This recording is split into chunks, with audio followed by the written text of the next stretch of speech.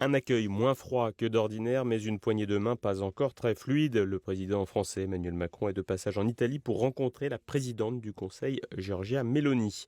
Un voyage qui met en lumière le déclassement de la France d'Emmanuel Macron, là où la patronne du parti nationaliste Fratelli d'Italia s'est imposée comme une figure incontournable sur la scène internationale, conjuguant pragmatisme diplomatique et positionnement idéologique affirmé.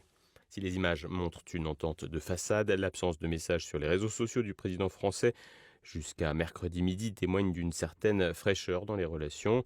Giorgia Meloni n'a pas eu cette gêne et a publié un message dans lequel elle explique avoir eu un long entretien avec Emmanuel Macron qui aurait été très utile pour renforcer le dialogue et la coordination entre l'Italie et la France face à des défis communs croissants. La présidente du Conseil a ainsi évoqué différents dossiers allant de l'industrie à la diplomatie au Proche-Orient en passant par l'intelligence artificielle.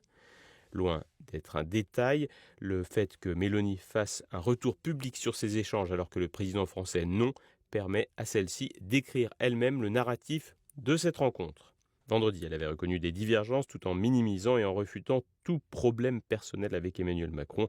Et pourtant difficile de ne pas voir dans l'attitude de la présidente du Conseil italien une certaine animosité, voire même un certain dégoût face aux pensionnaires de l'Élysée, comme dans cet extrait datant de 2024.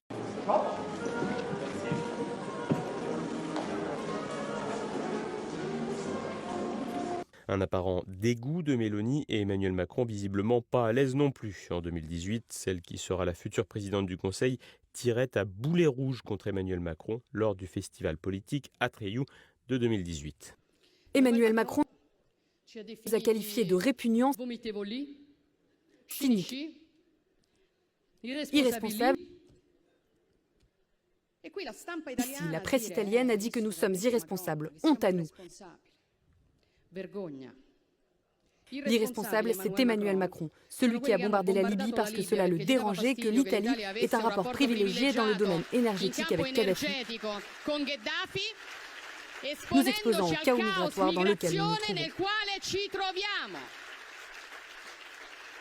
Le cynisme, c'est Emmanuel Macron et les Français qui nous envoient la gendarmerie renvoyer les migrants tentant de passer la frontière à Ventimiglia.